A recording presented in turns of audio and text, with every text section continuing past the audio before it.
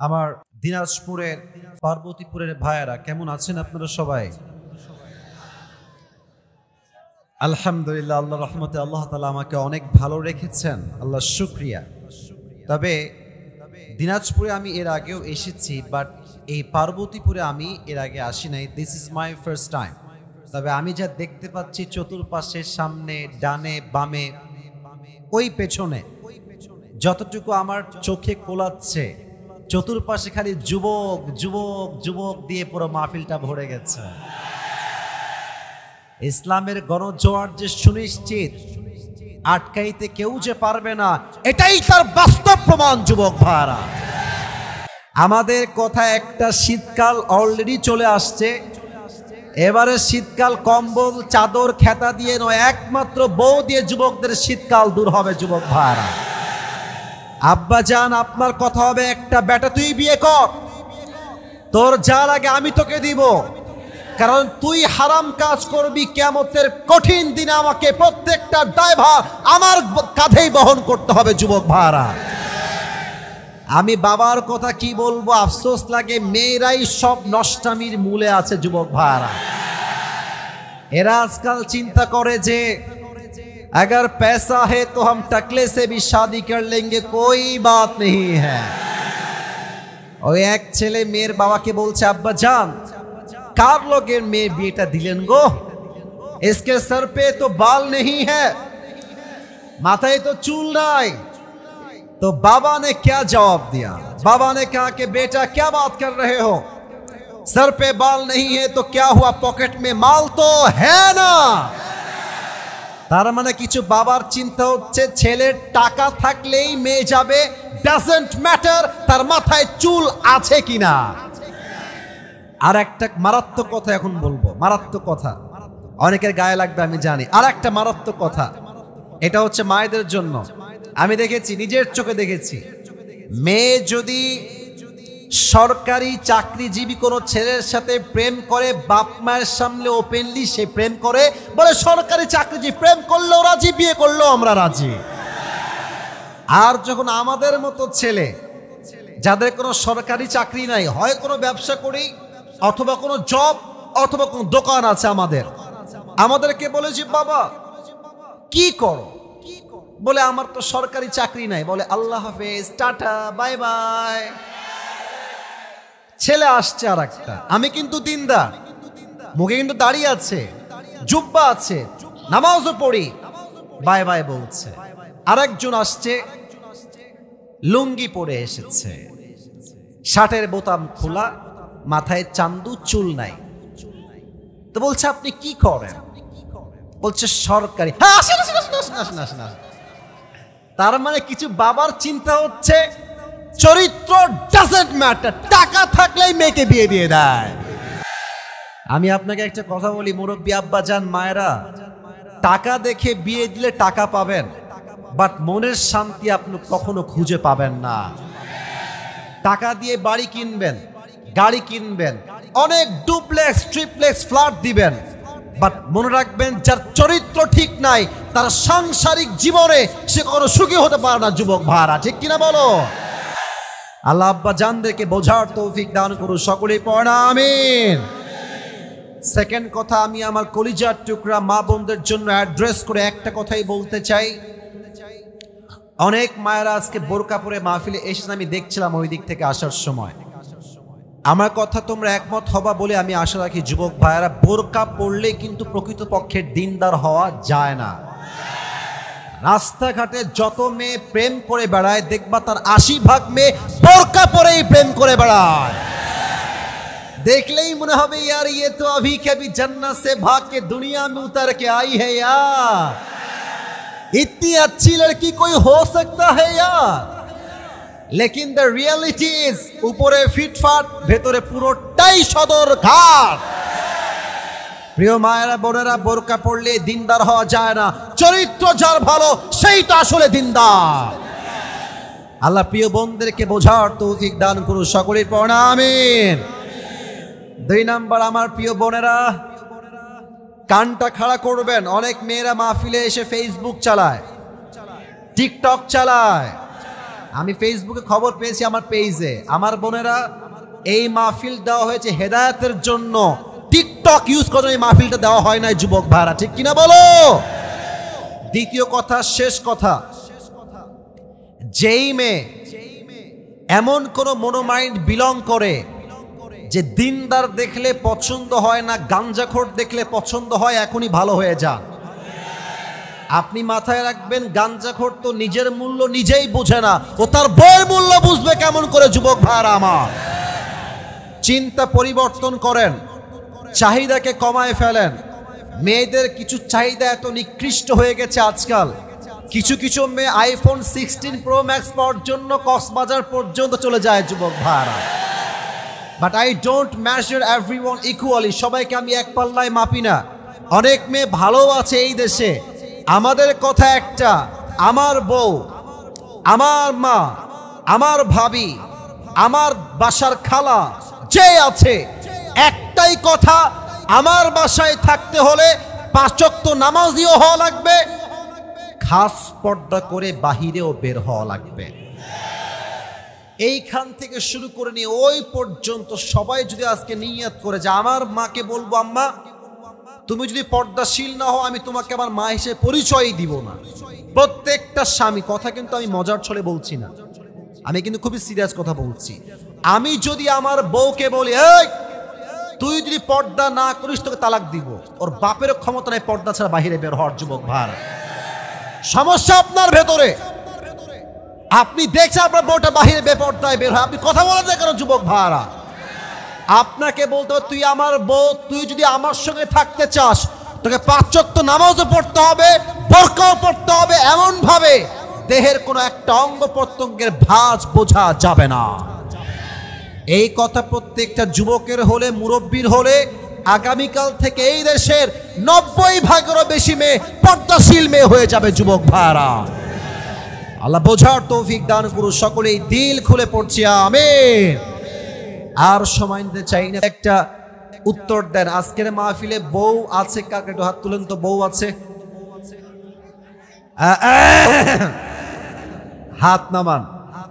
এবার যারা সিঙ্গেল, অনেক কষ্টে আছো, হাত তুলো তারা। কি বলবো বলেন? দেখেন, তোমাদের কারো বউ নাই? শিওর? শিওর? 100% শিওর তো? এখানে অনেক ব্যক্তিরা আছেন, দেখেন সব সিঙ্গেল না বসে আছে। কষ্ট একটু বোঝার ট্রাই করেন, সময় থাকতে বিয়ে দেয়, ধরা খেলে কিন্তু কোনো লাভ হবে না। যুবক ভাইরা আমার, আল্লাহ সবাইকে দিনদার নেককার বউ দিয়ে দিক, পড়া আমিন। আচ্ছা, 3টে তাকবীর দিবেন।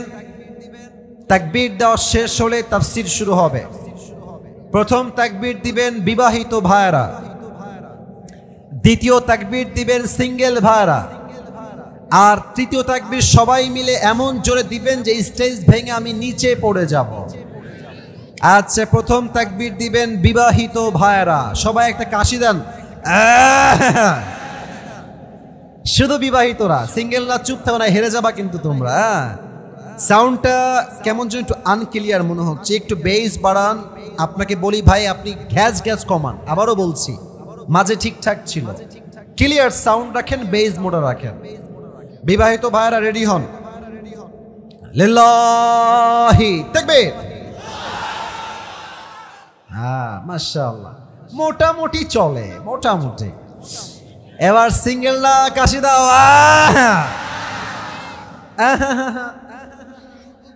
এত জোর দিলে কি হয়? আচ্ছা ঠিক আছে, দেখা যাক কে জিততে পারে। লিল্লাহি তাকবীর। বিবাহিতরা ফেল, একদমই ফেল। আচ্ছা, তোমাদের শক্তি অনেক বেশি। এবার সবাই মিলে দিবেন, সবাই একটা কাশি দেন, জোরে দিবেন ইমানের তেজ দিয়ে। লিল্লাহি তাকবীর। আল কোরআনের আলো, আল হাদিসের আলো, কোরআন হাদিস যেখানে, আলেম ওলামা যেখানে, দিনাজপুরবাসী যেখানে, পার্বতীপুরবাসী যেখানে, আল্লাহ তাআলা কবুল করুন। সকলেই পড়া আমিন। তাফসির শুরু করতে চাই, বাট একটা অ্যানাউন্সমেন্ট দিব, ঘোষণা। আমি আপনাদের জন্য আজকে একটা গিফট নিয়ে আসছি, নিবেন? এ হর কিসি কো মিলনে ওয়ালা নেই হ্যায়, নসিব কি বাত হ্যায়। কপাল কপাল লাগবে। আমি আমার টুপি নিয়ে আসছি দেওয়ার জন্য, যে কোনো একজনকে আমি দিব। টুপিটা আমি একটু ভাব নেই, এটা অনেক দামি টুপি, আমি নিজে কিনে নিয়ে আসছি আমার জন্য। ভাব নিলাম একটু, রাখলাম এখানে। যে যুবকটা পেতে চাও বা মুরব্বী পেতে চান বা বাচ্চা পেতে চাও, শর্ত জাস্ট একটা, আর কোনো শর্ত নাই, একটাই শর্ত। যেই সূরার থেকে আমি তাফসীর পেশ করব, এখন থেকে তুমি চাইলে এটা লিখতে পারো, অথবা তোমার মাথায় মুখস্থ করতে পারো, অথবা তুমি চাইলে তোমার কাগজ কলমেও লিখতে পারো। Not a big deal, no problem at all, কোনো সমস্যা নাই। বাট শেষে গিয়ে আমি প্রশ্ন ছুড়ে দিব, যেই যুবক দাঁড়াবে সে যদি উত্তর করতে পারে তাকে এই টুপিটা আমরা আজকে পরিধান করায় দিব। রাজি আছেন তো? এগুলো হটো, এগুলো হটো, মোবাইল হটো একদম। এখানে আর কেউ আসবে না, তোমরা আর একটু পেছনে যাও, আর একটু পেছনে যাও বাবুরা, পেছনে। আমাকে দেখতে কারো সমস্যা হবে, এটা আমি চুল পরিমাণ বরদাস্ত করতে পারবো না। এখানে বেশিরভাগ ছেলে ওটা এত কেন রে, থামো। এটা যদি না থাকে তুমি কালকে আমার খুঁজে পাবো না তো ইউটিউবে। ভাই আমার এটা আছে বলে তোমরা মাহফিল শুনতে আসছো, আজকে আমি বুঝি না মনে করো। একটা ভালো আলেম নিয়ে আসেন, যে কমিটির লোকেরা বুঝবে, ভালো আলেম নিয়ে আসেন, ভালো আলেম, যোগ্য আলেম, বুখারী শরীফ পড়ায়, মুসলিম পড়ায়, তিরমিজি পড়ায়। এই মাঠের এই বাস বা ওই বাস পর্যন্ত জায়গা হবে, লোক আসবে, আর কেউ আসবে না। কেন আসবে না? এই দেশটাই এমন। এই দেশে জ্ঞানের দাম নাই যেই পরিমাণ ভাইরাল ব্যক্তির দাম আছে। দিস ইজ দ্য রিয়েলিটি, এটাই বাস্তবতা। বড় আলেমের কথা কেউ শুনতে চায় না। যে টিকটকে ভাইরাল, যে ফেসবুকে ভাইরাল, যে ইউটিউবে ভাইরাল, সেই নাকি বড় বক্তা। ভুল কথা এইটা। যে ব্যক্তি ইলমে ভালো, আমলেও ভালো, সেই ব্যক্তি আসলে যোগ্যতা সম্পূর্ণ যুবক ভাইরা, ঠিক কিনা বলো? ক্যামেরা একটাও বের করবেন না, আমি যা বলি তাফসীর শোনার ট্রাই করেন। Last warning and final warning, আর কোন কথা শুনতে চাই না। লাস্ট তাকবীর, লিল্লাহি তাকবীর। আজ আমরা তাফসীর পেশ করব 30 নম্বর পারার থেকে। বলতে হবে সবাইকে, কত নম্বর পারা? মাশাআল্লাহ, সাউন্ড পাচ্ছি। কত নম্বর পারা? সূরাটা হচ্ছে 94তম সূরা। সূরাটার নাম হচ্ছে সূরাতু আলাম নাশরাহ। এই সূরাটা হচ্ছে মাক্কি সূরা। দিনাজপুরের ভাইরা, মাদানী না মাক্কি? এই সূরার রুকু সংখ্যা হচ্ছে মোট 1টা। বলেন সবাই, কয়টা? আর আয়াত সংখ্যা হচ্ছে মোট 8টা। বলেন সবাই, কয়টা? 8টা। একটা কথা বলে নেই, এটা আপনাকে বুঝতে হবে, আপনি তাফসীর বুঝবেন না। এটা হচ্ছে একটা ওয়াজের মূল ভূমিকা বলতে পারেন। কোন একটা সূরার তাফসীর যদি কেউ পেশ করতে চায়, there are 5 things that is most important to talk about. 5টা বিষয় কথা আপনাকে বলতেই হবে। 1, ইমাম সানাউল্লাহ পানিপতি রহমতুল্লাহি আলাইহি লিখেছেন, 1, যদি কেউ কোরআনের তাফসীর পেশ করতে চায় তাকে সহিহ শুদ্ধ তেলাওয়াত জানতে হবে। Number 1, first of all this is the condition, প্রথম শর্ত। 2, রাইট ট্রান্সলেশন, সঠিক তর্জমা জানতে হবে। 3rd হচ্ছে what's the background behind it, শানে নুজুল কি, এই সূরা কখন নাজিল হয়েছে, কেন নাজিল হয়েছে, অথবা এই সূরার মূল বিষয়বস্তু কি। 4 হচ্ছে what's the explanation of this সূরা, এই সূরার ব্যাখ্যা কি। 5 হচ্ছে what's the lesson that you have got from this সূরা, এই সূরা থেকে আপনি শিক্ষা কি পেয়েছেন, কি মানবেন। এটা না জানলে একটা সূরার তাফসীর কখনো সম্পূর্ণ করা যায় না, ঠিক কিনা বলেন? আসুন আমরা প্রথম অংশে চলে যাই, সহিহ তেলাওয়াত। আমি তেলাওয়াত করছি, কোনো শব্দ শুনতে চাই না, তেলাওয়াত শুনবেন দিল থেকে। আউযু বিল্লাহি মিনাশ শাইতানির রাজীম, বিসমিল্লাহির রহমানির রহিম। ألم نشرح لك صدرك ووضعنا عنك وزرك الذي أنقض ظهرك ورفعنا لك ذكرك فإن مع العسر يسرا إن مع العسر يسرا فإذا فرغت فانصب وإلى ربك فارغب الله أكبر সঠিক তেলাওয়াত ট্রান্সলেশন তরজমা আলাম নাশরাহ লাকা সাদরাক O my prophet, did I not open your heart? আমি কি আপনার বক্ষদেশকে প্রশস্ত করে দেই নাই? আমি কি আপনার হৃদয়কে খুলে দেই নাই? ওয়াদানা আনকা ওয়িজরাক, we have removed the pain from your backside. আপনার পিঠে যেই বোঝা ছিল সেই বোঝাকে হালকা করে দিয়েছে একজন। আওয়াজ দিয়ে বলেন তো সবাই, তিনি কে? الذي أنقض ظهرك, which had weighted upon your back.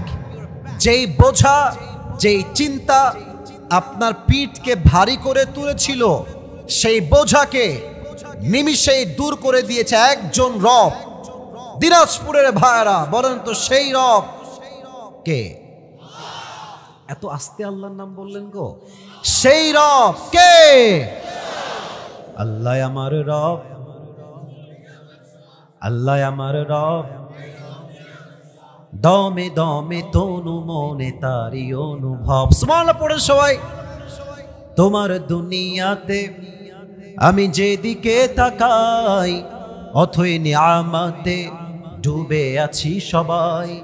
পাখপাখালির কণ্ঠে শুনি তাসবিহ কল রব, তাসবিহ কল রব। আল্লাহ আমার রব, এই রবই আমার সব। রবকে ওয়ারফা'না লাকা যিকরাক, O my prophet, I have dignified your status high, very high and highest big.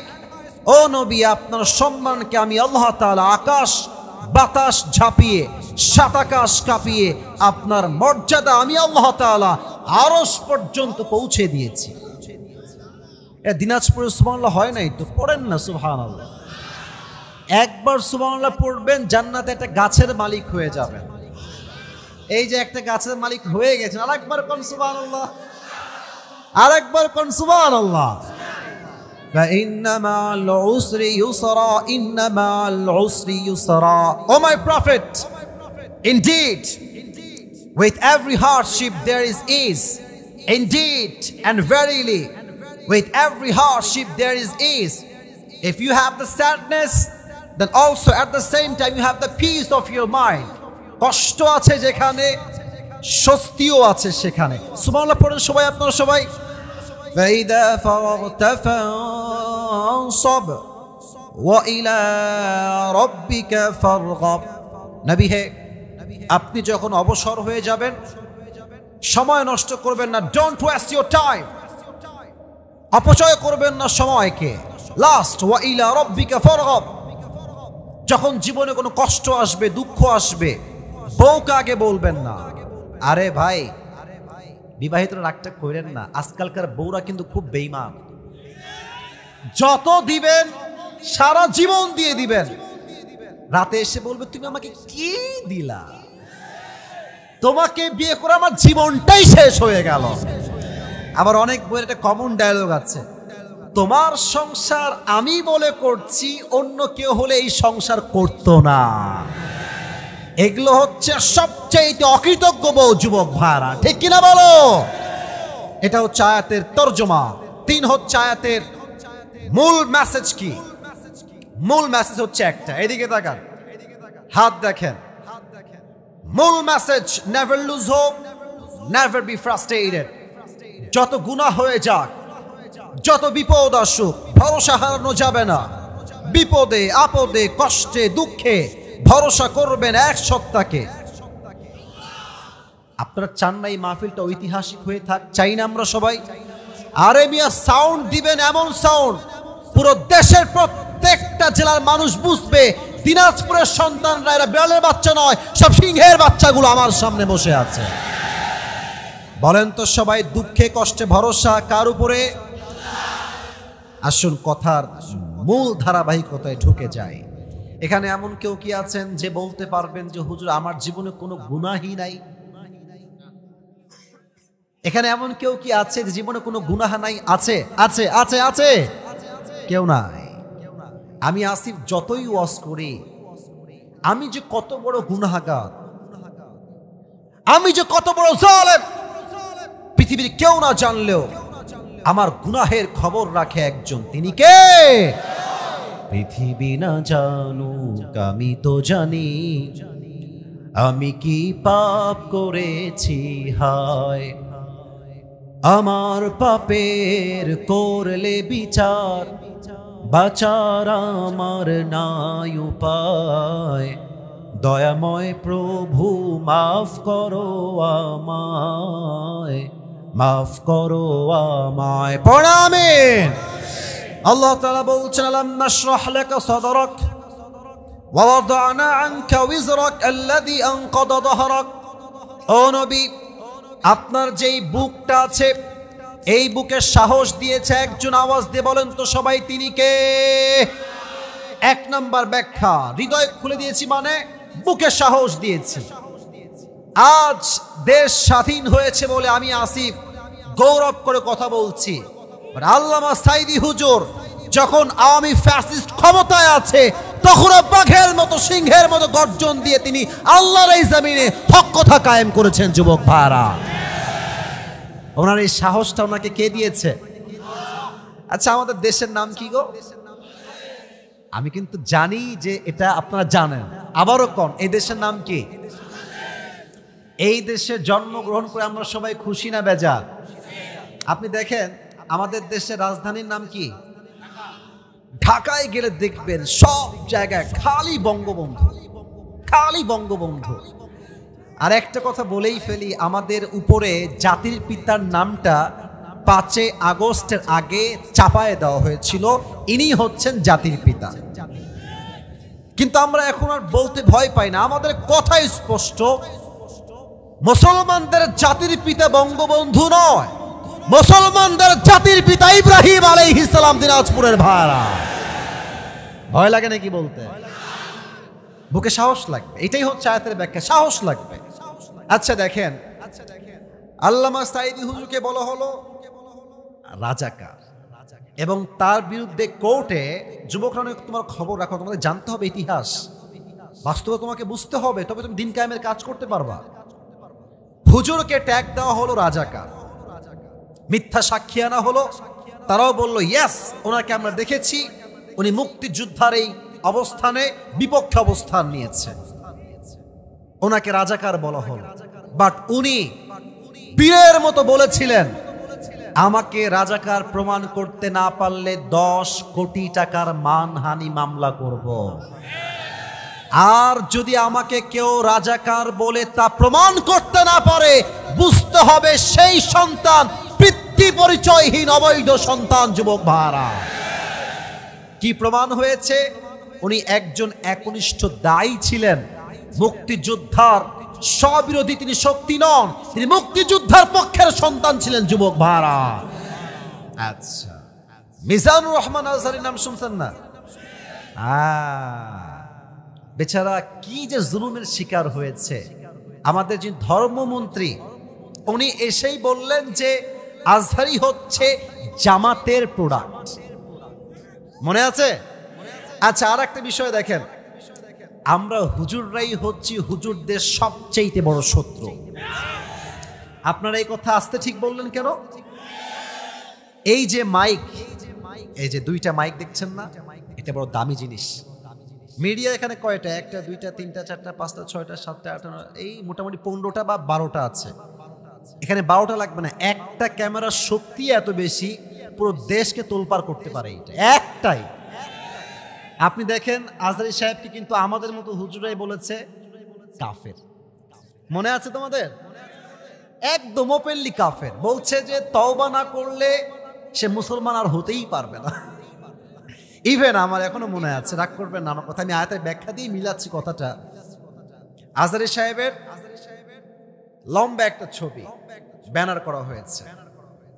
কেমনে বলি, বলতে কষ্ট লাগে, আপনি ইউটিউবে এখনো পাবেন। জুতা দিয়ে তার ব্যানারে জুতা পিটা করতেছে মানুষ। নাউজুবিল্লাহ তো পড়লেন না? আচ্ছা বলেন, তার হৃদয়ে যদি ঈমানের শক্তি বা সাহস না থাকতো, সে কি আর ইসলাম প্রচার করতে পারতো? এই হচ্ছে বুকের সাহস।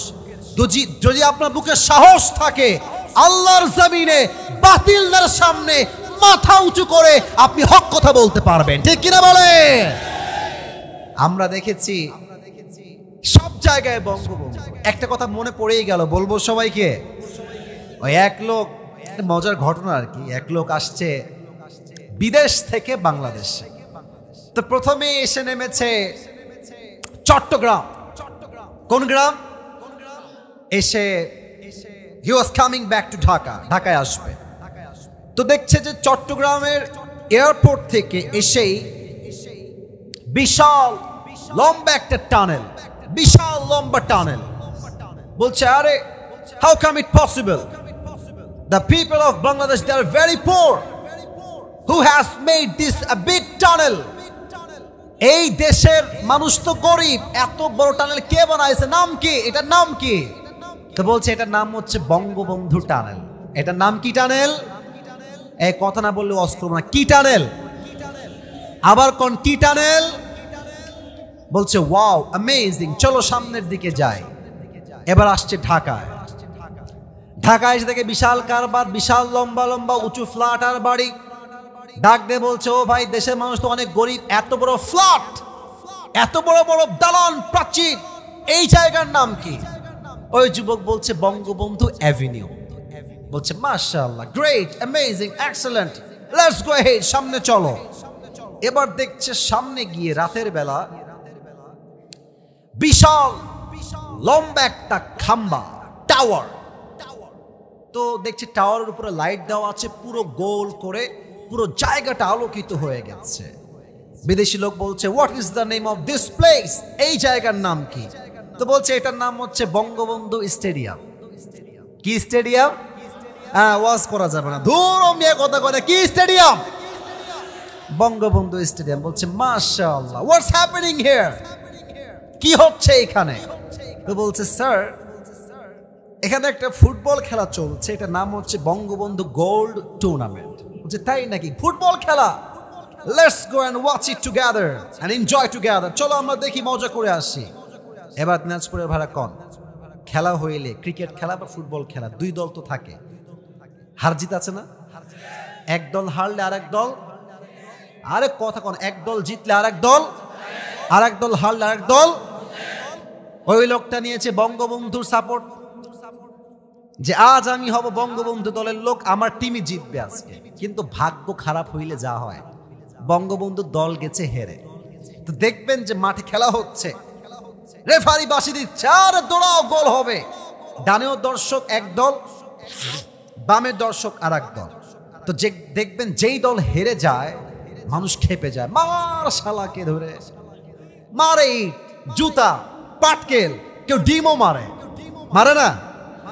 তো বঙ্গবন্ধু দল গেছে সেদিন হেরে, আর বিদেশি লোক তো আছে এই ডানের গ্যালারিতে, বঙ্গবন্ধু দলের গ্যালারিতে, আর লোকজন গেছে খেপে, মার মার ইট। এখন ওর কপাল খারাপ, একটা ইট মারছে এক যুবক, ওর মাথায় এসে ঠাস করে লাগছে, এক বাড়িতে কাইট, অজ্ঞান হয়ে গেছে। 2 ঘন্টা কোনো হুঁশ নাই। 2 ঘন্টা পর চোখ খুলেছে, আবজা দেখা যায় না। ডাক দিয়ে বলছে, ভাই আমি কোথায়? আরেক লোক বলছে, ভাই আপনি এখন আছেন বঙ্গবন্ধু হসপিটালে। এবার বিদেশি লোক বলছে, ভাই আল্লাহর রাস্তে মাফ চাই, একটু পর আপনারা আমাকে বঙ্গবন্ধু কবরস্থানে নিয়ে যাবেন না। তার মানে বোঝা যায় এই কথা স্পষ্ট, তাদের কাছে নবীর আদর্শের চাইতে বঙ্গবন্ধুর আদর্শের দাম বেশি বেড়ে গিয়েছিল। যুবক ভাইরা, আলাম নাশরাহ লাকা সাদরাক, হৃদয়ে থাকবে সাহস ভরা, হক কথা বলবেন বাতিলের সামনে, চুল পরিমাণ কোনো ভয় লাগবে না যুবক ভাইরা, ঠিক কিনা বলেন? 2 নাম্বার, ও নবী আমি আপনার হৃদয়কে প্রশস্ত হৃদয় করে দিয়েছি, বিশাল বড় হৃদয়। আপনাদের এখানে মসজিদ কোন দিকে? মসজিদ সোজা। একটা কথা বলে ফেলে রাগ করবে না তাফসীর থেকে, আমাদের মসজিদে আজকাল মারামারি হয় বেশি। দেখেন, আল্লাহু আকবার, হাত বেঁধেছি নাভির নিচে, আমি হানাফি মাযহাব অনুসরণ করি। আল্লাহু আকবার, বুকের উপরে, কেউ নাভির নিচে। সোনামণি বসো বসো, এই নতুন, একদমই নতুন এইটা, বসো বসো, হ্যাঁ বসায় দাও বসায় দাও, বসো। কত সাহস রে, এতগুলো লোক উঠে যায় কেন রে? হ্যাং ভেঙে দিব রে। সবাই একটা তাকবীর দেন, লিল্লাহি তাকবীর। তো দেখবেন যে নাভির নিচে হাত বাঁধে, সে বুকের উপরে যে হাত বাঁধে তাকে 2 চোখের বিষ মনে করে। আবার যে বুকের উপরে হাত বাঁধে সেই বলে যে হানাফি মাযহাব কোনো মাযহাবই না। এখন এই মারামারিতে কি হয়? আমার মতো বক্তা বলছে এই অমুকে কাফের, ও বলছে সে হচ্ছে কাফের, এই কাফের সেই কাফের। এই করতে করতে আমাদের মাঝে এতটা বিভেদ তৈরি হয়েছে, কাফেররা মুসলিমদের বিজয় অর্জন করছে যুবক ভাইরা, ঠিক কিনা বলে? দিল রাখবেন বড়, প্রথম পরিচয় আওয়ামী লীগ নয়, প্রথম পরিচয় বিএনপি নয়, প্রথম পরিচয় জামাত নয়, প্রথম পরিচয় শর্ষিনা নয়, প্রথম পরিচয় আলিয়া নয়, প্রথম পরিচয় কওমিয়া নয়, প্রথম পরিচয় হেফাজত নয়, প্রথম পরিচয় চরমনায় নয়। আমার প্রথম পরিচয় আমি মুসলমান ঘরের সন্তান। আলাম নাশরাহ লাকা সাদরাক, নবী আমি আপনার হৃদয়কে অনেক বড় করেছি। 3, আমি আপনার হৃদয়কে ওপেন হার্ট সার্জারি করেছি। পুরো হৃদয়টা গলার থেকে নাভি পর্যন্ত কেটে দুনিয়ার প্রতি মায়া, মোহাব্বত, লালসা সব দূর করে দিয়ে আমি আপনার হৃদয়কে আখিরাতমুখী হৃদয় করেছি, ঈমানের নূর দ্বারা নূরান্বিত করেছি। সুবহানাল্লাহ পড়েন সবাই। এবার আমি কিছু ঘটনা বলতে চাই হাদিস থেকে। ওয়াদানা আনকা উযরাক, নবীর পিঠে বোঝা। আচ্ছা আব্বাজান, আপনাদের মেয়ে আছে কার? একটু হাত তুলবেন। মেয়ে আছে? মাশাআল্লাহ। একটা মেয়ে একটা জান্নাত। সুবহানাল্লাহ নাই? এত আস্তে কেন? জোরে কোন? 2টা 3টা মেয়ে 3টা জান্নাত। সুবহানাল্লাহ পড়েন সবাই। আল্লাহ তাআলা আমাকেও 2টি বোন দিয়েছে। আমার বাবার 2টি রাজকন্যা। একটা দেখবেন আমার বোন, ছোট্ট একটা বোন আছে বুশরা, হয়তো দেখবেন আপনার ফেসবুকে 2 জন দেখেও থাকতে পারেন। ওকে এক ছেলে বলছে, ইউটিউবার, এই তোমার ভাই কি ওয়াজ করে কও? ও বলছে কথা বলেন ঠিক না। এই এতটুকু বাচ্চা মেয়ে। তো নবীকে পানি আছে, জ্বর প্রচন্ড গায়ে, সরি, একটু গরম পানি দিলে ভালো হয়। আমার গায়ে 7 দিন যাবত প্রচন্ড জ্বর। আসলে আপনার দোয়া না থাকলে কথা বলা সম্ভব নয়। আমার চোখ দিয়ে মাঝে মাঝে পানি বের হয় জ্বরের তাপে। তো নবীকে কাফেরে গালি দিচ্ছে, এই মুহাম্মদ, তোর 4টা পুত্র সন্তান 4টাই মরে গেছে, তোর বংশ হচ্ছে লেজ কাটা বংশ। নাউজুবিল্লাহ নাই যে? আচ্ছা কেউ যদি আমার কয়ে আসিফ তোর বংশের লেজ কাটা, তোর বংশে কেউ বেঁচে নাই, এই মনে একটা কষ্ট লাগে না? কষ্ট লাগে না যুবক ভাইরা? নবীর পিঠে কষ্ট, ইস আমার একটা সন্তান বেঁচে নাই, তাহলে আমার বংশ বিস্তার হবে কেমনে? আল্লাহ বলছেন, নবী আপনি টেনশন করবেন না, টেনশন আপনার দূর করবে একজন, তিনি কে? নবীর টেনশন দূর করতে আল্লাহ তাআলা নবীজির সংসারে এক কলিজার টুকরা মেয়ে ফাতেমাকে দুনিয়াতে পাঠিয়ে দিলেন। সুবহানাল্লাহ পড়েন সবাই। এখন মেয়ে যদি বড় হয়ে যায়, বাবার প্রথম টেনশন আমার মেয়ের বিয়ে দিব কার সাথে, এই টেনশন আছে না নাই? চলছে শীতকাল, যেই যুবক ফজরের নামাজটা জামাতে পড়ে এসে, আব্বাজান ওর মতো ভালো পাত্র আপনার মেয়ের জন্য এই জমিনে দ্বিতীয় আর কেউ হইতে পারে না। আচ্ছা হাদিসটা খুব ইন্টারেস্টিং। আমার এই হাদিস দিয়ে আমি একটা মেসেজ দিতে চাই মায়েদের জন্য, বোনদের জন্য, মুরব্বীদের জন্য। তাকান আমার দিকে।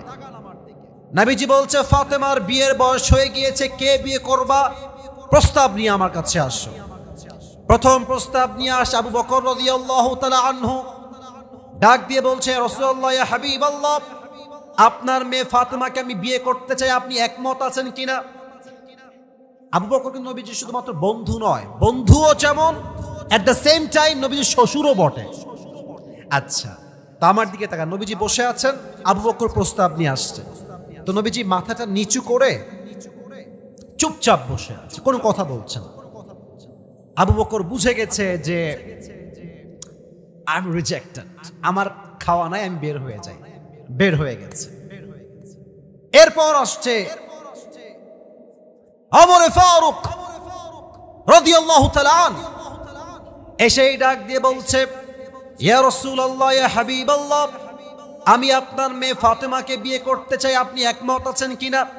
নবীজি আবার মাথা নিচু, কোনো কথা কয় না, চুপচাপ, কিপ কোয়াইট, কিপ সাইলেন্ট।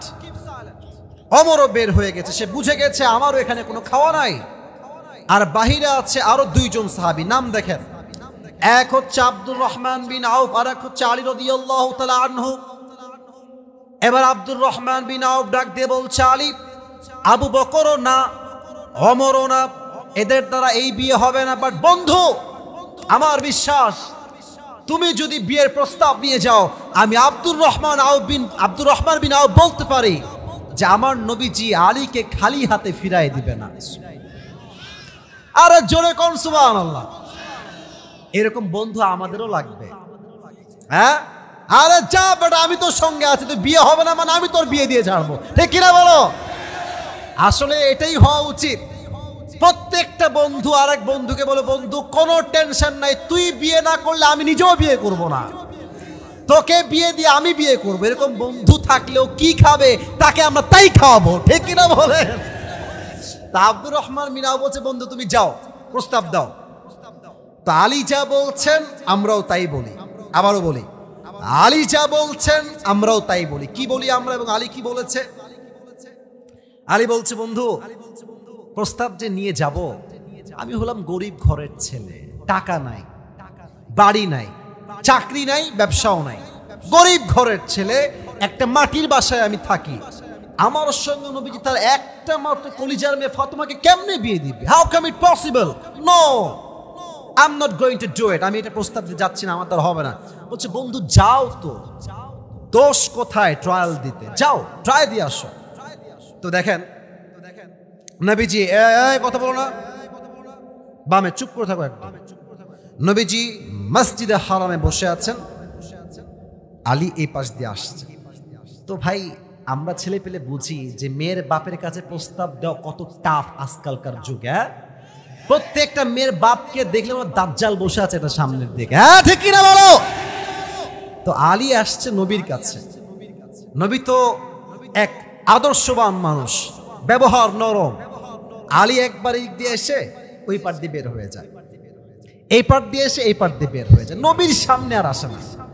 কারণ প্রস্তাব দিবে কেমনে, লজ্জায় তো বাঁচে না, কেমনে প্রস্তাব দেওয়া যায়? অবাক করা বিষয় হচ্ছে দিনাজপুরের ভাইয়েরা, আলী আসার আগেই আল্লাহ তাআলা জিব্রাইলকে পাঠিয়েছেন। জিব্রাইল ডাক দিয়ে বলছে, ইয়া রাসূলুল্লাহ ইয়া হাবিবাল্লাহ, এই মুহূর্তে আলী আপনার কাছে আসবে ফাতেমার বিয়ের প্রস্তাব নিয়ে। সুবহানাল্লাহ। নবীজি বলছে, এই আলী, কিফ স্টপ, কই যাও তুমি বারবার, এদিকে এদিক ত্রিং বিড়িং করো কেন, এদিকে এসো। তো আলী ভয়ে থরথর থরথর করে কাঁপছে। কিভাবে বলবো নবী ফাতেমাকে বিয়ে করতে চাই, ভয়ে থরথর করে কাঁপছে। তো নবীজি অভয় দিলেন, সুযোগ দিলেন, চান্স দিলেন, বসো বসো, কি হয়েছে তোমার, কি বলতে চাও? বলছে, নবী আমি আপনার মেয়ে ফাতেমাকে বিয়ে করতে চাই, আপনার মতামত। তো বুঝে থাকলে বলবেন, নবীজি আগের দুইবার কি ছিলেন? চুপ, মাথা নিচু, চুপ, কোনো কথা বলেন নাই। নবীজি এইবার মাথা রাখলেন উঁচু, ফেস টু ফেস বললেন, আলী ইনশাআল্লাহ। কি আল্লাহ? জোরে বলতে হবে, কি আল্লাহ? আলী আবার ইনশাআল্লাহ অর্থ বোঝে নাই, বের হয়ে গেছে, মনটা খারাপ, ধর আমিও রিজেক্ট খেয়ে গেলাম। আবু বকরও নো, ওমরও নো, আমিও নো। আর ওই যে বন্ধু আব্দুর রহমান বিন আউফ বাহিরে দাঁড়ায় আছে, বন্ধু বুঝে গেছে মায়ের কপালে আজকে আমার আছে, কারণ আমি তো পাঠাইছি, প্রস্তাব তো না হয়ে গেছে। তো একবার দৌড় দিয়ে আবার আসছে, ডাক দিয়ে বলছে, আলী কি হইল বন্ধু, কিছু কি হইছে? আলী বলছে, বন্ধু তুমি তো আমার এই জিনিসটা করলা, আমি তো রিজেক্ট খেয়ে আসলাম। আব্দুর রহমান বিন আউফ বলছে, না বন্ধু, কনফিডেন্স আমার খুবই হাই, এটা হইতেই পারে না, আমি বিশ্বাস করি না। তো বলছে যে কিছুই কি বলে নাই নবীজি, কিছুই কি বলে নাই? তো আলী মনটা খারাপ করে বলছে যে হ্যাঁ বলেছে, নবী শুধু বলেছে ইনশাআল্লাহ, কিছুই বলে নাই। আব্দুর রহমান বিন আউফ বলছে, আরে বেটা, নবীর ইনশাআল্লাহ মানে তো বিয়ের অর্ধেক ডান হয়ে গেছে। এর কারণটা হাদিস বলে দিচ্ছি। হাদিসে আসছে বিয়ের ক্ষেত্রে মেয়ে যদি ইয়েস নাও বলে, একটু মিটি মিটি মুচকি হাসি দেয়, আপনাকে বুঝতে হবে দাল মে কুছ কালা তো জরুর হ্যায়। আমার বড় বোন আছে, নাম হচ্ছে নাজিয়া। আমার বড় বোনের যখন বিয়ে হয়, আমার এখনো মনে আছে, আমি তখন খুব বড় ছিলাম না, কিছুটা ছোট, বাট বুঝ ছিল। পাত্র আসলো একটা, আপনাকে ডাকটা করছে না তোমার কথায় ভাই, আমি কিন্তু আয়াতেই আছি, বাট হাদিসে এখন ব্যাখ্যা দিচ্ছি। এক পাত্র আসলো, দেখলাম যে মাশাআল্লাহ চাপদাড়ি, পাঞ্জাবি পরে আসছে, তারপরে হচ্ছে যে কাবলি পাঞ্জাবি আছে না, কাবলি পাঞ্জাবি পরে আসছে, কাবলি পায়জামা পাঞ্জাবি। আমার এখনো মনে আছে, পাত্রর চেহারা সত্যি খুবই সুন্দর, অনেক সুন্দর চেহারা, তাগড়া যুবক, ভেরি হ্যান্ডসাম গায়। বাসায় আসলো, আমি নিজে রিসিভ করে বাসায় ঢুকালাম। দেখলে মনে হবে মাশাআল্লাহ यार ये तो जन्नत से भाग के दुनिया में आई है माशाআল্লাহ। আমি আব্বাকে বললাম, আব্বা এই পাত্র কনফার্ম এইটাই ভালো, এর চেয়ে ভালো আর পাওয়া যাবে না। ওমা, পরে গিয়ে শুনলাম তারা বলছে যে আমরা যৌতুক ছাড়া বিয়েতে সামনে আগাতে পারবো না। তোর গুল্লি মারি বিয়ের জবাব। কথা বলেন ঠিক আছে কিনা, বলেন কথা ঠিক আছে কিনা? যেই ছেলে আমার বোনকে বিয়ে করতে যৌতুক চায়, তার মুখে জুতার বাড়ি। আমার বোনকে আমি বড়লোকের সঙ্গে নয়, গরিবের সঙ্গে বিয়ে দিব, ও যৌতুক নয়, ওর মনটা অনেক বড় হবে আকাশের মতো। যুবক ভাইরা, অতএব যারা আমার বোনের বিয়ের জন্য যৌতুক চায়, তাদের মুখে কিসের বাড়ি? আর কথা কোন কিসের বাড়ি? তবে যৌতুকটা চাই সিস্টেমে। বলে যে আপনার মেয়ে তো আমাদের বাসায় থাকবে, তো গাড়িটা কিনলে কে বসবে? আপনার মেয়েই তো বসবে। আপনার কথা না বলে আমি অস্ত্র ধরো, কথা ঠিক আছে কিনা বলেন? আচ্ছা, আপনি ফ্রিজ দিবেন, খাবারটা কে খাবে? আপনার মেয়ে তো খাবারটা রাখবে। এই যে আপনার আলমারি দিবেন, সুকেস দিবেন, ব্যবসা করাই দিবেন আমাকে, কে খাবে? আপনার মেয়ে তো খাবে। এগুলো হচ্ছে উপরে ফিটফাট, ভেতরে সদরঘাট।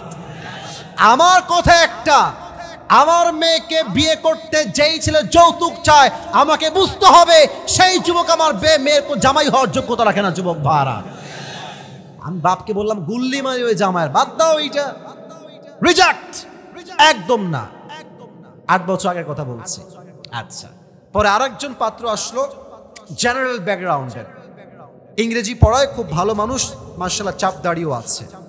তো অনেক কথাবার্তা হলো, একদম আগায় গেল, মানে 2-1 দিনে বিয়ে আগায় গেছে। আমি আপনাকে মূল হাদিসটা এখানে আনতে চাই, মূল মেসেজটা। বিয়ে যখন কনফার্ম, মোটামুটি সবাই আমরা রাজি, ভালো লেগেছে আমাদের। আমার বোনকে আমার আব্বা ডাকলো আর এক রুমে, আমার মা আসলেন, আমি আসলাম, বাবা আসলো। আমার বাবা কি বলছে জানেন? নবীর হাদিস দেখেন, আমার বাবার কাজ দেখেন। বলছে, মা এই পাত্র আমারও পছন্দ, আসিফেরও পছন্দ, তোমার মায়েরও পছন্দ, মা তুমি কি রাজি আছো কিনা? আমার বোন যখন বলেছে ইয়েস বা হাসি দিয়েছে, তখন আমার বাবা বিয়ের জন্য সামনে এগিয়েছে। নবী ইনশাআল্লাহ কেন বললেন? কারণ নবীজি ফাতেমার থেকে এখনো পারমিশনটা নিয়ে আসেন নাই।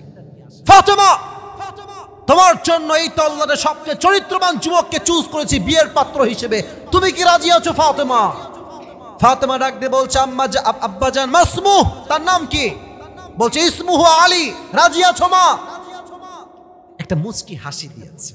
নবীজি বলছে মাশাআল্লাহ, বিয়ে আরো অর্ধেক ডান। জোরে কোন সুবহানাল্লাহ। নবী চাইলে অনুমতি ছাড়া বিয়ে দিতে পারতেন কি পারতেন না? নবীর বিয়ে, এই যে ফাতেমার বিয়ে আলীর সাথে, এটা নবীর সিদ্ধান্ত নয়, এটা স্বয়ং আল্লাহর সিদ্ধান্ত। বাট নবী পারমিশন দিয়ে বুঝিয়েছেন, তোমার মেয়েকে তুমি পেলেছো, বড় করেছো, তার মানে এটা নয় যে গাঞ্জাখোর দেখে পছন্দ হয়েছে গাঞ্জাখোরের সঙ্গে তুমি মেয়েকে বিয়ে দিয়ে দিবা। যুবক ভাইরা, আগে অনুমতি নেওয়া লাগবে। অনুমতি যখন মেয়ে দিবে তখন বিয়ের কাজ আগাবে, নয় বিয়ের কাজ স্টপ হয়ে যাবে। ঠিক কিনা বলেন? এবার আল্লাহ বলছেন, রাফা'না লাকা যিকরাক, ও নবী আপনার সম্মানকে আকাশ বাতাস ঝাঁপিয়ে, সাত আকাশ কাঁপিয়ে আপনার মর্যাদাকে আরশ পর্যন্ত পৌঁছে দিয়েছে। একজন আওয়াজ দিয়ে বলেন সবাই, তিনি কে?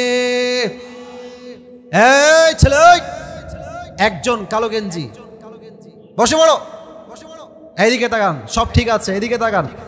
আচ্ছা, আমার ওঠা প্রায় 1 ঘন্টা 15 মিনিট হয়ে গেছে। আমার মনে হয় ওয়াজ করার যাবে না, তাই না? চলবে কি চলবে না? একজন যুবক চাই, সিঙ্গেল, বিয়ে হয়নি, দাঁড়িয়ে একবার বলবা লিল্লাহি তাকবীর। কে আছো? হ্যাঁ দাঁড়াও, আরে জোরে কও।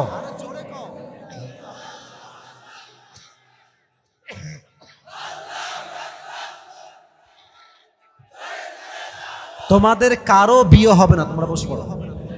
সাউন্ড নাই। আরে মে কাশি দেন, নারে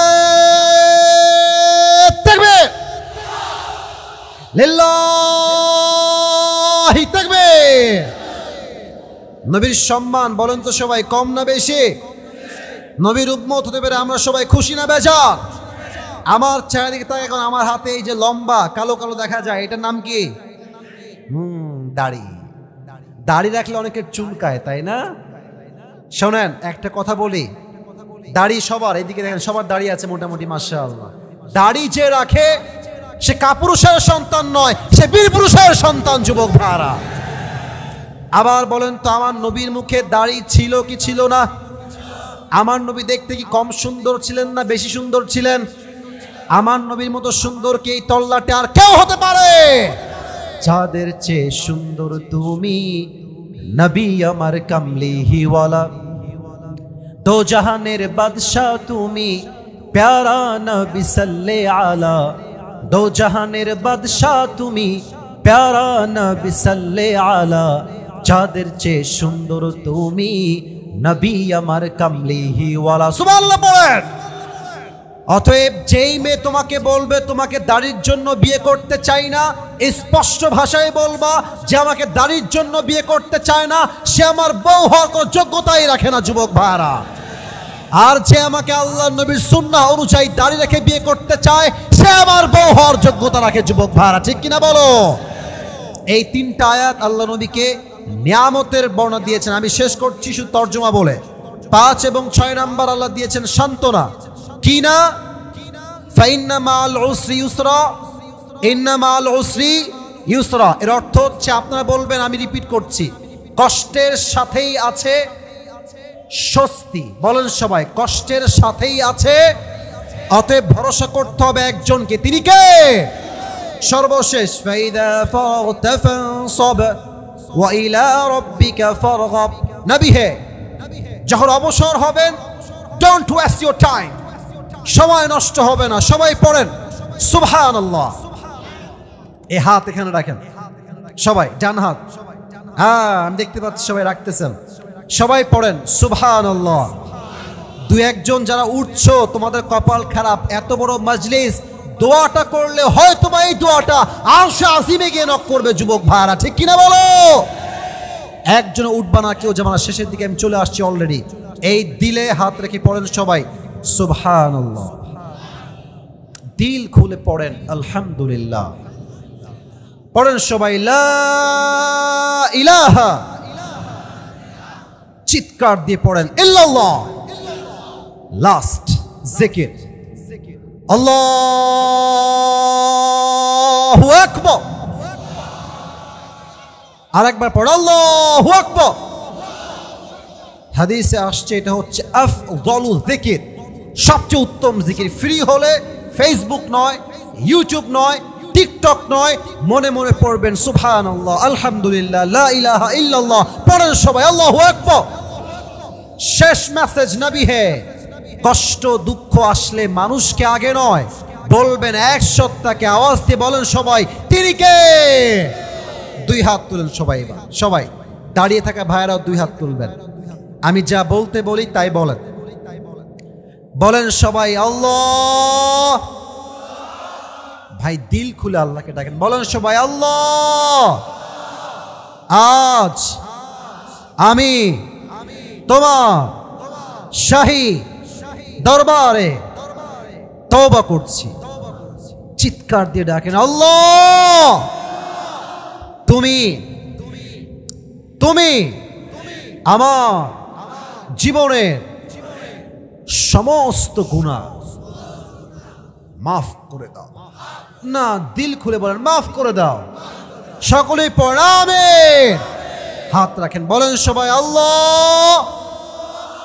আবার বলেন আল্লাহ, আমি নিয়ত করছি আজ থেকে 5 ওয়াক্ত নামাজ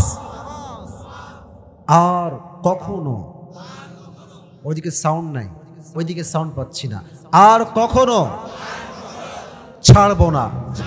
দিল খুলে বলেন ইনশাআল্লাহ, এটা আমার শেষ ওয়াদা। হাত রাখেন, শেষ কথা বলেন। হাত উপরে রাখেন, শেষ কথা বলেন। হুজুর, আমরা ওয়াদা করলাম, আপনাকে ওয়াদা করলাম, দোয়া না করে আমরা কেউ উঠে যাব না। এই যে এমনি উঠে যাব না। সবাই বলেন ইনশাআল্লাহ। এবার যদি কেউ উঠে যান, সে মুনাফিক হয়ে যাবেন। লা ঈমান আলাহ লিমান লা আমান আলাহ। যার কথা ঠিক নাই তার ঈমানের ঠিক নাই। যুবক ভাইরা, ঠিক কিনা বলো? মাদ্রাসার ছাত্ররা এখন রুমাল নিয়ে যাবে। আপনার পকেটে যা যা আছে ভাড়ার টাকা বাদ দিয়ে সব দান করবেন। রাজি আছেন তো সবাই ইনশাআল্লাহ? আর রুমাল নিয়ে যে যাবে, এরই মাঝে আমি পুরস্কার দিব। সবাই একটা তাকবীর দেন, লিল্লাহি তাকবীর। রুমালওয়ালা বের হয়ে যাও, রুমালওয়ালা যদি থাকে বের হয়ে যাও। রুমাল ব্যাগ যা আছে এই তো সব রেডি আছে। এটাই দিনাজপুরের মানুষ, কাজেও এক, কর্মঠেও এক, ঠিক কিনা বলে? আমার দিকে তাকান সবাই। আমি বলে দিচ্ছি, আমি পুরো তাফসীরকে 2 মিনিটে বলবো। এখন যে পুরস্কার পেতে চাও, বি অ্যাক্টিভ রাইট নাও, এখনই প্রস্তুত হয়ে যাও। শেষ একটা তাকবীর দেন, লিল্লাহি তাকবীর। আজ কোরআন থেকে আমরা কত নাম্বার পারার তাফসীর শুনেছি? এটা মিডিয়ায় যাবে, কথা হবে বাঘের মতো। বলেন সবাই কত নাম্বার পারা? সূরাটা হচ্ছে 94তম সূরা। কত নাম্বার সূরা? সূরাটার নাম হচ্ছে সূরাতু আলাম নাশরাহ। এই সূরার আয়াত সংখ্যা মোট কয়টা? রুকু সংখ্যা কয়টা? এখন সবাই বলেন, পরে একজনকে দিব সুযোগ। বলেন সবাই রুকু সংখ্যা কয়টা? আমি বলছি একদম ছোট্ট কথায়, এই 8টা আয়াত 3 ভাগে বিভক্ত। বলেন সবাই কয় ভাগ? প্রথম ভাগ হচ্ছে নিয়ামত। Allah has mentioned the mercy, blessing and bounties whatever he has given to his last messenger Muhammad sallallahu alaihi wasallam. আল্লাহ নবীকে যেই নিয়ামত দিয়েছেন তা বলেছেন। এক, নবীর এই বক্ষদেশকে খুলে দিয়েছেন, সাহস দিয়েছেন, প্রশস্ত করেছেন। একজন আওয়াজ দিয়ে বলেন সবাই, তিনি কে? 2, নবীর 2 নাম্বার নিয়ামত হচ্ছে নবীর পিঠে যত বোঝা ছিল সমস্ত বোঝাকে হালকা করে দিয়েছে। একজন আওয়াজ দিয়ে বলেন সবাই, তিনি কে? 3 নাম্বার নিয়ামত, যদি কেউ উঠে যাও, আমি কিন্তু শেষে গিয়ে হাত মিলাবো না। আমি কিন্তু হাত মিলাতে চাই, কিন্তু আমার কথা রাখতে হবে, শেষ পর্যন্ত থাকতে হবে। রাজি আছেন তো ইনশাআল্লাহ? 3 নাম্বার নিয়ামত, নবী আপনার সম্মানকে আমি আল্লাহ আকাশ বাতাস ঝাঁপিয়ে, 7 আকাশ কাঁপিয়ে আরশ পর্যন্ত পৌঁছে দিয়েছি। কোন সুবহানাল্লাহ। তাহলে 3টা নিয়ামত। 1, নবীর বক্ষদেশকে আল্লাহ খুলে দিয়েছেন। 2 নাম্বার, নবীর পিঠের বোঝা হালকা করে দিয়েছেন। 3 নাম্বার, নবীর সম্মানকে আকাশচুম্বী করেছে একজন, তিনি কে? 4টা আয়াতে 3টা নিয়ামত। 5 এবং 6 নাম্বার আয়াতে আল্লাহ দিয়েছেন সান্ত্বনা। সান্ত্বনার বাক্য কি? কষ্টের সাথেই আছে। কথা কন, you have to repeat after me. কষ্টের সাথেই আছে। 5 এবং 6 নাম্বার আয়াত শেষ। 7 এবং 8 2টা গাইডলাইন। 1, নবী হে অবসর হলে ডোন্ট ওয়েস্ট ইউর টাইম, সময় নষ্ট করবেন না, বেশি বেশি ইবাদত করবেন এক সত্তার। তিনি কে? এবং সর্বশেষ লাস্ট অ্যান্ড ফাইনাল, কষ্ট পেলে দুঃখ পেলে মানুষকে আগে নয়, পরিবারকে আগে নয়, বউকে আগে নয়, বন্ধুকে আগে নয়, আমার সব কষ্ট তাহাজ্জুদের জায়নামাজে আমি বলবো এক সত্তাকে। বলেন সবাই হাত তুলে, তিনি কে? এই তিনটা ধাপ, তিনটা পয়েন্ট কে বলতে পারবে? প্রশ্ন করলে দাঁড়িয়ে যাও। 1 2 3 4, আর অনেকে দাঁড়িয়েছে। ওই যে তুমি হুডিওয়ালা, পারবা তুমি ইনশাআল্লাহ? আসো, সবার আগে সে দাঁড়িয়েছে, যে আগে দাঁড়ায় তার হক বেশি। আচ্ছা আমি বলি আসো, তুমি আসো, দৌড় দিয়ে আসো। আর কেউ যদি উঠে যায়, 1 নাম্বার সে ইমানের খাতার থেকে বাইরে যায়, কোনো ওয়াদা করেছে। 2 নাম্বার কেউ উঠে গেলে ও লুঙ্গি টাইনে ধরে বসাই দেওয়া লাগবে। খবরদার লুঙ্গি যেন খুলে না যায়, নর্মালি টান দিবেন, প্যান্ট টান দিবেন, লুঙ্গি টান দিয়ে বসাই দিবেন, বাট কেউ উঠবেন না। সবাই একটা কাশি দেন। এখানে লিখেছে যে হুজুর মুসাফা করলে কালেকশনে আপনাকে কিছু টাকা কেউ দান করবে। যদি কেউ মুসাফাহা করে কিছু দিতে চান, অ্যালাউ, আসতে পারেন, দিবেন, কোনো সমস্যা নাই। বাট আমি কে দিবেন কত, আমুকে দিবেন কত, আমি মাফ চাই, এটা আমি জীবনেও করি নাই, আমি এগুলো পারিও না। যদি কেউ মুসাফাহা করে দিতে চান, চাইলে আসতে পারেন, আমাকে দিবেন, কমিটির মাধ্যমে এসে দিবেন, নো প্রবলেম। ভাই তুমি এদিকে চলে আসো। কোথায় তুমি? এদিকে আসো, এ পাশে আসো। ওয়ালাইকুম আসসালাম। হ্যান্ড মাইকটা কই? হ্যান্ড মাইকটা, হ্যান্ড মাইকটা কোথায়? হ্যান্ড মাইকটা ওই যে হ্যান্ড মাইক মনে হয় ওখানে। হ্যাঁ, এই তো মাশাআল্লাহ। আমি নিয়ম বলে দেই, তাকান এদিকে, সবাই আমার দিকে তাকান। ও যখন কোনো উত্তর দিয়ে দিবে, আপনারা সকলেই এক বাক্যে বলবেন মারহাবা। একবার প্র্যাকটিস করেন, লেটস প্র্যাকটিস টুগেদার। বলেন সবাই মারহাবা। আর একবার কোন দিনাজপুরের সাউন্ডে মারহাবা। আচ্ছা, আর ওকে আমরা যত প্রশ্ন করব 3 বার বেঁধে গেলে উত্তর বলে দিব। 3 বারের পরেও যদি না পারে, দেন তার সুযোগ শেষ হয়ে যাবে, আরেকজনকে আমরা চান্স দিব, দেখা যাক সে পারে কিনা। সবাইকে সালাম দাও, একটা সালাম দাও। আচ্ছা, না উত্তরটা আসতে হয়ে গেছে। বলেন সবাই জোরে সোরে উত্তর দেন। আবার দাও সালাম।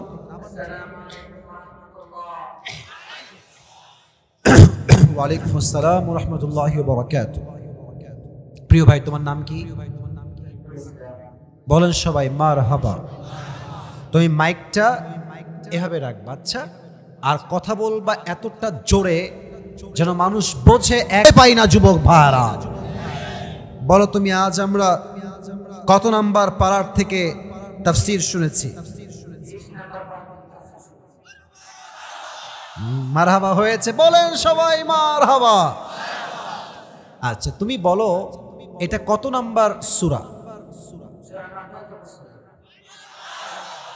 এটা মনে আসে নাই, জোরে কোন মারহাবা, দিল খুলে কোন মারহাবা। বলো তুমি এই সূরার রুকু সংখ্যা কয়টা? जोर से बोलो मारहाबा, और भी जोर से बोलो मारहाबा। তুমি বলো এই সূরার মোট আয়াত সংখ্যা কয়টা?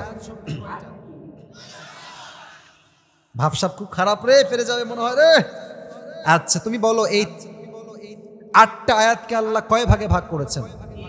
মারহাবা। ও এখন আরেকটাও আটকায় না। তুমি বলো প্রথম ভাগ তো নিয়ামত, কি কি নিয়ামত আল্লাহ দিয়েছে, নিয়ামতগুলো বলো।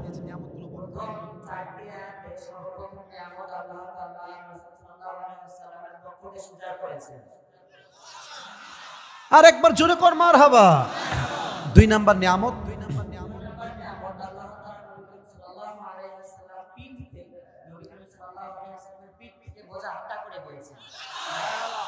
3 নাম্বারটা জোরে সোরে কর।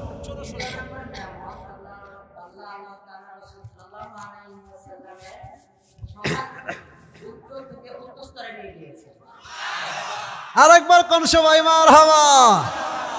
আচ্ছা 1 নাম্বার ভাগ শেষ, 2 নাম্বার ভাগ কি ছিল? আল্লাহ তাআলা কি বলেছেন?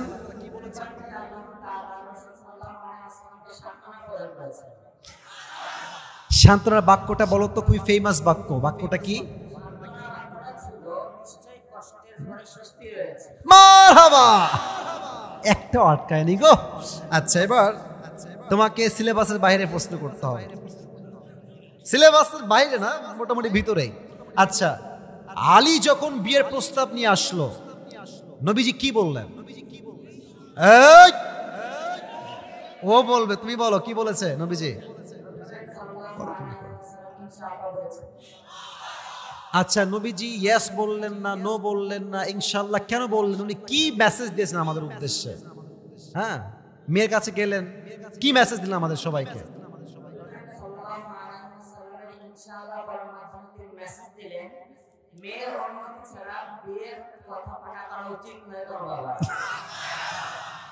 ভেবেছিলাম ছোট্ট মানুষ বুঝবে না, হয়তো বা পেকে গেছে রে, নতুন না পুরাতন হয়ে গেছে। আল্লাহকে কবুল করো, সকলে পড়াবে। আচ্ছা, এবার তুমি বলো, নবীকে আল্লাহ শেষে দুটো গাইডলাইন বা ইনস্ট্রাকশন বা দিক নির্দেশনা দিয়েছেন, দুইটা দিক নির্দেশনা কি ছিল বলো দেখি, এক দুই।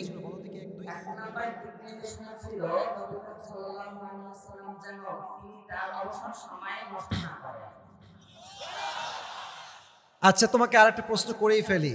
আমি 4টা জিকির শিখেছি, বলতে পারবা? বলো দেখি সবাইকে।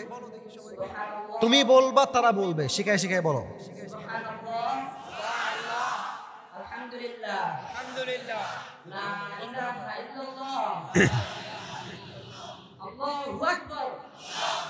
আল্লাহু আকবার, আল্লাহু আকবার। মাশাআল্লাহ, what an amazing answer it is. আল্লাহ কবুল করো, পড়া আমিন। সর্বশেষ কোনটা? সর্বশেষ গাইডলাইন কি ছিল? গাইডলাইন ছিল তিনি জানো যে না দুঃখের সময় আল্লাহ তাআলার আগে পৃথিবীর কোনো মানুষকে স্মরণ না করে, পৃথিবীর কোনো মানুষকে না বলে। একটা অটকায় নাই। আয় আল্লাহ, এই তোমার নাম কি গো? তুমি কিসে পড়ো এখন? কেবল শুরু করেছে, বলো সবাই মারহাবা। আল্লাহ তাআলাকে যুগ শ্রেষ্ঠ আলেম হিসেবে কবুল করো। এই আমিন কোন কেন? দিল খুলে সবাই কোন আমিন। আল্লাহকে ডক্টর জাকির নায়কের মতো দায়ী হিসেবে কবুল করো, আজহারির মতো কবুল করো, যুগ শ্রেষ্ঠ দায়ী ইখলাসের জন্য কাজ করতে পারলে সেই তৌফিক দান করুন। পড়াবে। আসো আসো, মাথাটা একটু টুপিটা খুললে এটা পড়া দিতে পারবো। মাশাআল্লাহ, সাইজও মিলে গেছে রে, মারহাবা কয় না রে। তোমার নাম যেন কি বললা? তরিকুল ইসলাম। আল্লাহকে নেক হায়াত দান করো, সকলে পড়া আমিন। আপনি হাদিয়া দিবেন নাকি? হজ থেকে আনা আমার স্যার একটা আতর হাদিয়া দিয়েছে, একবার কোন মারহাবা। এই নাও তোমার নূরুন আলা নূর পুরস্কারের পরে পুরস্কার। আল্লাহকে কবুল করো, সকলে পড়া আমিন। একটা অনুমতি চেয়ে নিচ্ছি, কয়েকটি প্রশ্ন আসছে সবার জন্য উল্লেখ করে। যদি আপনারা পারমিশন দেন তবে আজকে উত্তরটা হবে, যদি বলেন না হুজুর আমরা চাই না, তবে দোয়া হবে। কোনটা আপনারা চান? এটা কি পড়া হবে নাকি হবে না? শর্ত আছে একটা, এটা ফেসবুকে যাবে, সবাই দেখবেন, তো একটাই পারমিশন আমি চাই। বলবো কিনা আপনারা বলেছেন ইয়েস হুজুর, আপনি বলেন। আমার একটা শর্ত আছে, আমি এটা বলার সময় কেউ উঠে গেলে আমি দোয়া করে দিব। কোনটা হবে? উঠবেন আপনারা? কেউ উঠবেন? উঠবেন সবাই, একটা কাশি দেন। লিল্লাহি তাকবীর। আচ্ছা, যেগুলো উল্লেখযোগ্য পড়লে ভালো, আমি পড়া ট্রাই করছি। প্রশ্ন করেছে হুজুর, বিয়ের সময় শ্বশুর বাড়ি থেকে কিছু যদি খুশি হয়ে দেয় তাহলে কি তা নেওয়া যাবে কিনা? আচ্ছা, আমি বুঝাই বলি। এক হচ্ছে খুশি হয়ে দেওয়া, আর এক হচ্ছে চাওয়ার ভান করা। অনেক জামাই বিয়ের পরে বলে, তোমাকে আমার বিয়ে করে কি লাভ হলো? তোমার বাপ তোমায় কিছুই দিল না, তোমার মা তোমাকে কিছুই দেয় না, আমি তো একদম খালি হাতে বিয়ে করেছি। এর দ্বারা সে কোনো জিনিসের নাম না বললেও সে একটা দাবির প্রকাশ করে। এবং অনেক জামাইকে শ্বশুর বাধ্য হয়ে কিছু দেয়, কিন্তু মন থেকে দেয় না, বা জামাই বলে বেড়ায় যে এটা আমাকে অনেক খুশি হয়ে ভালোবেসে দিয়ে দিয়েছে। এটা হচ্ছে 1 নাম্বার বাটপারি যুবক ভাইরা, ঠিক কিনা বলো? আচ্ছা, আপনি আপনার শ্বশুরের কাছে কিছুই চান নাই, আপনি বলেছেন আপনি আপনার রাজকন্যা আমাকে দিয়েছেন, আমার আর কি লাগে, এতেই তো আমি খুশি আছি আব্বাজান। তবুও আব্বাজান বলা নাই, ক নাই, কোনো কথাই নাই, হঠাৎ একটা বাইক নিয়ে বাড়ির সামনে হাজির। কিরে চাদরের মাঝে, কিরে দেখছেন যে R15, আপনি জানেনই না আপনার শ্বশুর নিয়ে আসছে। আব্বা তুমি রাখলে আমি অনেক খুশি হব, তুমি আমার মেয়ের জামাই, তুমি নিলে আমি অনেক গর্বিত হব, তুমি নাও এইটা। আপনি তখন হাদিয়া হিসেবে অ্যাকসেপ্ট করলে করতেও পারেন। তবে আমি আসিফের ব্যক্তিগত চিন্তা একটা আমি বলি সবাইকে, যদি ব্যক্তিত্ব সম্পন্ন আপনি হন, আপনার ব্যক্তিত্ব হবে এমন যে শ্বশুর বাড়ি থেকে আপনি কিছু নিবেন না, পারলে বরং আরো বেশি বেশি আপনি দিবেন না। ঠিক না বললে মনটা খুশি লাগবে না, বলেন কথা ঠিক আছে কিনা? পুরুষ মানুষের ব্যক্তিত্ব স্ট্রং হয় তখন যখন সে কিছু না নেয়, কিছু নিলেই সম্মানটা ডাউন হয়ে যায়। আর যদি আপনি ব্যক্তিত্ব ধরে রাখেন, দেখবেন শ্বশুর বাড়ির প্রত্যেকটা সদস্য আপনাকে স্যালুট করতে বাধ্য হবে। যুবক ভাইরা ঠিক কিনা বলেন? তো খুশি হয়ে যদি যায় এটা অপশনাল, আপনি চাইলে নিতেও পারেন, নাও নিতে পারেন। আল্লাহ বোঝার তৌফিক দান করুক। সকলেই দিল খুলে পড়ছি আমিন। আরেকজন যুবক প্রশ্ন করেছে, হাদিস মোতাবেক ফ্রিল্যান্সিং করা যাবে কিনা? এই দিনাজপুরে কি ফ্রিল্যান্সার আছে নাকি? মাশাআল্লাহ, অনেকে তোমরা আছো ফ্রিল্যান্সিং করো। এদিকে দেখাও, কিছু উসুল বলছে, একদম শর্টকাট, সময় নাই বেশি, তাফসির করা শেষ, আমার দায়িত্ব শেষ, তবুও ভালোবাসার স্বার্থে বলছি, ফ্রিল্যান্সিং যারা করো এমন কোনো কিছু ক্রিয়েট করা যাবে না যেটার দ্বারা অশ্লীলতা প্রমোট পায়। আমি কিন্তু ফ্রিল্যান্সিং নিয়ে পড়াশোনা করেছি, এটা আমি মোটামুটি কিছুটা হলেও বুঝি, এবং এই বিষয়ে আমার ইউটিউবে একটা ফুল বক্তব্য আছে, ফ্রিল্যান্সিং করা জায়েজ কিনা, কোন লেভেলে জায়েজ, কোন লেভেলে না জায়েজ, আমার পুরো বক্তব্য ইউটিউবে আছে। আমি কিছু বেসিক রুল বলছি। তোমার কোনো ডিজাইনের মাধ্যমে যদি কোনো ক্লায়েন্ট হারাম দৃশ্য দেখে, কোনো মেয়ের চেহারা দেখে, উলঙ্গ ছবি দেখে, অথবা হারাম প্রমোট হয়, ওইটা দিয়ে তোমার টাকা কামাই করা জায়েজ হবে না। 2 নাম্বার, তোমার কোনো ফ্রিল্যান্সিং এর সোর্স যদি কোনো এমন জায়গার থেকে আসে যেটার সোর্সটাই হচ্ছে হারাম, যেটার মূল ইনকামটাই হচ্ছে হারাম, সেখান থেকে তুমি ফ্রিল্যান্সিং করতে পারবা না। তুমি ফ্রিল্যান্সিং করবা সেই সাবজেক্টে যেখানে কোনো হারামের আশঙ্কা নাই, কোনো অশ্লীলতা নাই, কোনো হারামের প্রমোট নাই। ওইটা করলে তোমার ফ্রিল্যান্সিংকে হালাল হিসেবে গ্রহণ করবে একজন। আওয়াজ দিয়ে বলেন তো সবাই, তিনি কে? আল্লাহ আমাদের সবাইকে বোঝার তৌফিক দান করুক। সকলেই দিল খুলে পড়া আমিন। শেষ প্রশ্ন পড়ছি, এটাই শেষ। আসসালামু আলাইকুম। ওয়ালাইকুম আসসালাম। মেয়ে জামাইয়ের প্রতি টান বেশি, কিন্তু ছেলে বউয়ের প্রতি টান নাই, কিছু বললে আলাদা করে দেওয়ার হুমকি দেয় মা বাবা। হুজুর আমি একা ভাই নই, আমি আলাদা হতে চাই না, এ বিষয়ে কিছু বলেন। এরকম অনেক ছেলে আছে, হ্যাঁ এরকম অনেকে আছে যে বউ ভালোবাসে বাট স্বামী বউকে ভালোবাসে না। তবে আমি একটা এক্সপিরিয়েন্স আপনাদের সঙ্গে বলতে চাই, আমার কাছে অনেক এরকম কেস আসে বিয়ে কেন্দ্রিক। আমার মনে হয় বেশিরভাগ কেন্দ্রে স্বামী তার বউকে ভালোবাসে না, তার অধিকাংশ ক্ষেত্রে মেয়েটা দায়ী হয়ে থাকে। যুবক ভাইরা ঠিক কিনা বলো? অনেক মেয়ে বিয়ে করে এসে পরকিয়া করে বেড়ায়, অনেক মেয়ের স্বামী থাকে বিদেশে, মেয়েটা ইমোতে ভিডিও কল নষ্টামি করে বেড়ায়। যুবক ভাইরা ঠিক কিনা বলো? এইরকম মেয়ে যদি নষ্ট মেয়ে হয় তাহলে যুবকরা ওই মেয়েকে আর কখনো ভালোবাসতে পারে না। আর যত পরকিয়া দেশে হচ্ছে তার 80% পরকিয়ার পেছনে দায়ী মেয়েরা কেন হয়? কারণ মেয়েরা সব জায়গায় সেজে গুজে যায়, বাহিরে যাবে মেকআপ করে, দোকানে যাবে মেকআপ করে, বাজারে যাবে মেকআপ করে, আর স্বামীর সামনে আসলে ছিঁড়া বুড়া জামা পরে লিস্তির মতো থাকে। যুবক ভাইরা ঠিক কিনা বলো? তখন স্বামীরা পরকিয়া করতে বাধ্য হয়।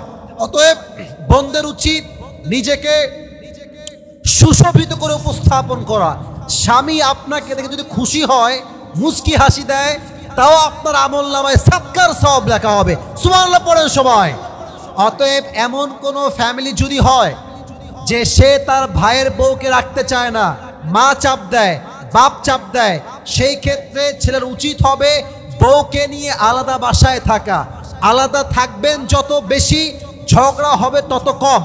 যত একসঙ্গে থাকবেন ঝগড়া হওয়ার আশঙ্কা সবচাইতে বেশি, ঠিক কিনা বলেন?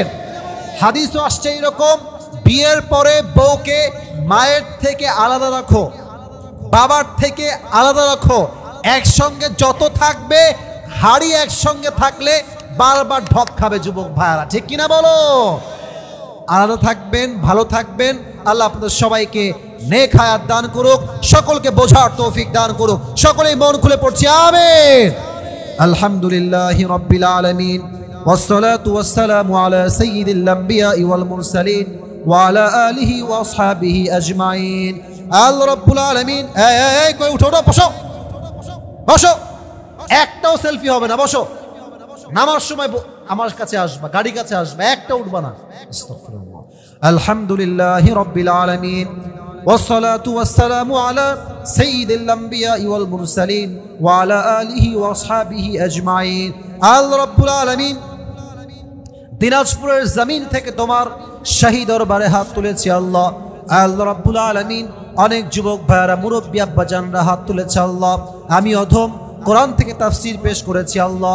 আমার কথায় ভুল হতে পারে, ত্রুটি হতে পারে আল্লাহ। ভুল ত্রুটি ক্ষমা করে দিয়ে সবাইকে তুমি সঠিক কথা অনুযায়ী আমল করার তৌফিক দান করে দাও আল্লাহ। আল্লাহ রাব্বুল আলামিন, দয়া করে মেহেরবানি করে যুবক ভাইয়েরা হাত তুলেছে, মুরব্বীরাও হাত তুলেছে আল্লাহ। আমাদের পক্ষ হতে অনেকের জনম দুঃখিনী আম্মা যান, জনম দুঃখী আব্বা যান বিদায় নিয়ে অন্ধকার কবরে চলে গিয়েছে। সকলের কবরকে তুমি জান্নাতুল ফেরদাউসের টুকরা হিসেবে কবুল এবং মঞ্জুর করে নাও আল্লাহ।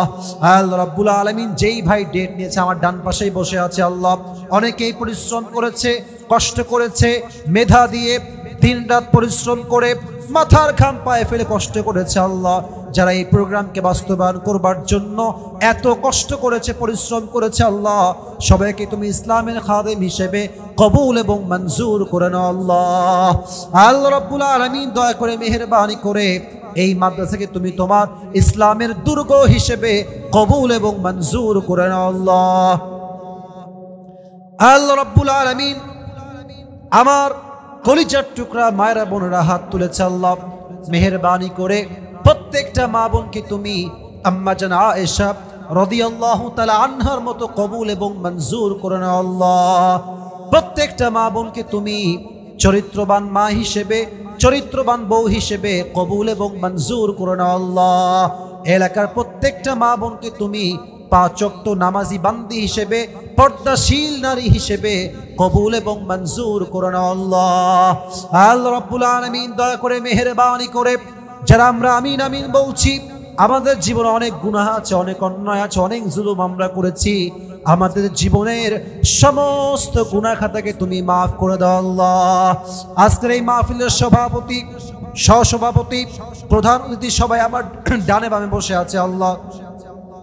তারাও অনেক কষ্ট করেছে, অনেক অর্থ দিয়ে সহযোগিতা করেছে আল্লাহ। যারা যা যা দান করেছে, যেই নেক উদ্দেশ্যে দান করেছে আল্লাহ, সকলের নেক উদ্দেশ্যকে তুমি কবুল এবং মঞ্জুর করে নাও আল্লাহ। আল্লাহ রাব্বুল আলামিন, দয়া করে মেহেরবানি করে আমরা যারা তোমার শাহী দরবারে হাত তুলেছি, আমি সহ অনেক অসুস্থ আছে আল্লাহ, সবাইকে তুমি পরিপূর্ণ শেফায়ে আজেলা কামেলা দান করে দাও আল্লাহ। যে মাদ্রাসার উদ্যোগে প্রোগ্রামটা আয়োজিত হয়েছে আল্লাহ, এই মাদ্রাসার প্রত্যেকটা সন্তানকে তুমি যুগশ্রেষ্ঠ আলেম হিসেবে, যুগশ্রেষ্ঠ দায়ী হিসেবে কবুল এবং মঞ্জুর করে নাও আল্লাহ। আল্লাহ রাব্বুল আলামিন, দয়া করে মেহেরবানি করে এই মাদ্রাসায় যত অভাব আছে আল্লাহ, সমস্ত অভাবকে তুমি তোমার গায়েবী খাজানার থেকে দূর করে দাও আল্লাহ। আমরা যা দান করেছি আল্লাহ, কম হোক বেশি হোক, যে যা দান করেছে আল্লাহ, সকলের মনের নেক আশা, নেক তামান্না, নেক উদ্দেশ্যকে তুমি কবুল এবং মঞ্জুর করে নাও আল্লাহ।